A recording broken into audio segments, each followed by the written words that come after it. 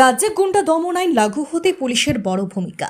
নদিয়ার বিপুল পরিমাণ গাঁজাসহ বাজেয়াপ্ত করা হয় মোবাইল ফোন। পুলিশের জালে গ্রেফতার দুই অভিযুক্ত। গোপন সূত্রে খবর পেয়ে অভিযান চালিয়ে দুই ব্যক্তিকে গ্রেফতার করল নদিয়ার তাহিরপুর থানার পুলিশ।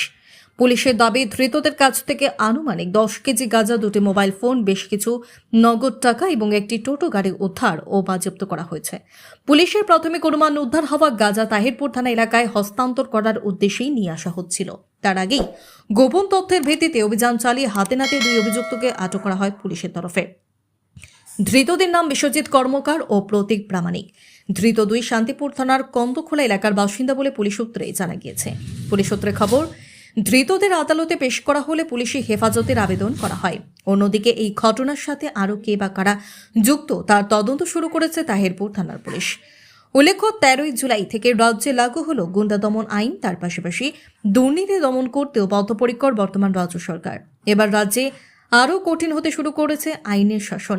একদিকে গুন্ডা দমন, অন্যদিকে সমাজ বিরোধী কার্যকলাপের বিরুদ্ধে করা দ্বিতীয় অ্যাকশন নেবে পুলিশ প্রশাসন, যার মধ্যে নদিয়া তাহিরপুর থানা এলাকায় গাঁজা উদ্ধারের ঘটনায় পুলিশের একটি সাফল্য বললেই চলে। যদি এখনও আমাদের খবরের দর্পণ চ্যানেলটি সাবস্ক্রাইব না করে থাকেন, তাহলে এখনই সাবস্ক্রাইব করুন, সঙ্গে বেল বাটনটি ক্লিক করুন আর পেয়ে যান সব খবরের দ্রুত ভিডিও আপডেট।